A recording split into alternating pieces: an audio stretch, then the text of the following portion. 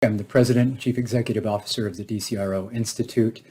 The title of the presentation, as you can see, is Viewing Risk as a Scarce Resource, Boards and the Attraction of Capital, or risk capital specifically.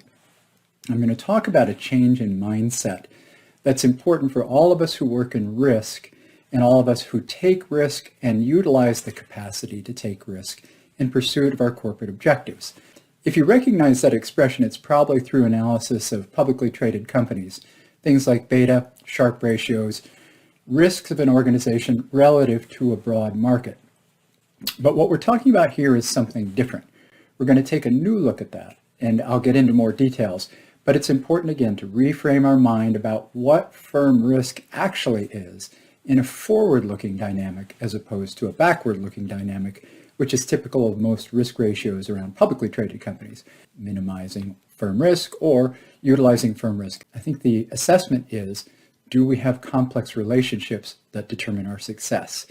And to be honest with you, so the board's job then is to establish that environment, but also validate that it exists through management. And I have to note that this slide came from a presentation I did almost a year ago, and not much has changed.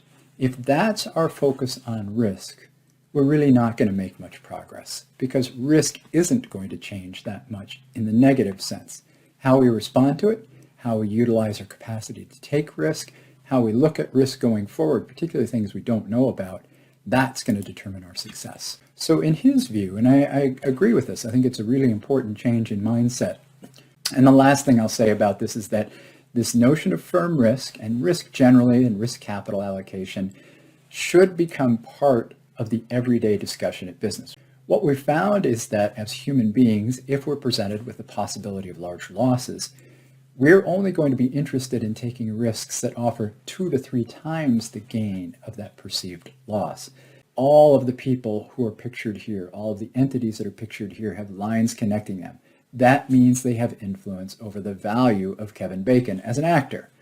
You can substitute his name out, put your corporation or your organization's name in the middle, and you have a social network just like this. These are coupon payments or cash flows off of that debt. Anyway, now this discount rate is driven by a number of things, which include our expectations around risk, and it's primarily the risk of being disappointed. It's pretty simple, pretty straightforward, but universally true. So we use the capital, take risk in pursuit of our goals, and we hope that we're good at doing it. So I'm interested in 1 year forward, feed forward, the distribution and the shape of the distribution of those possible returns. And I'm going to talk about that in just a second.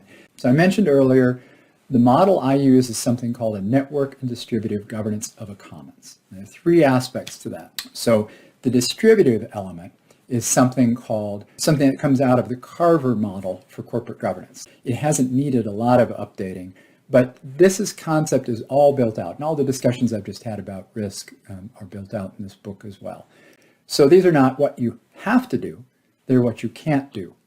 You're allowed to do anything within those rules, anything within your bowl in pursuit of the goals that have been set for you. And the second thing is this idea of creating a market for risk taking. And this is where some of the analytic people who are watching today will have a big role. When we allocate the ability to take risk, so if we're competing in the open market to get human capital and financial capital, we should have competition within our companies to create that. So that's, again, the distribution of capitals. That's the distributive part of this. So you saw the picture out of Kevin Bacon, his social network, our social network. There are ways that we bring this in through stakeholder committees and engagement of these capital providers who are stakeholders. It's this functional response to surprise that helps to truncate the left side of the distribution. Creditworthiness, obviously we communicate that out to the people providing us with financial capital. And then getting back to Bart Madden's work, continuous innovation. Always thinking, what kinds of risks can we be taking that could generate future innovations, could generate future positive returns on capital? Which ones do we do? How many do we do? But, I've made this book available for free. A lot of it is available in my books, Bart Madden's books, Jeffrey West's books, resources from the DCRO, and others that are speaking at this conference.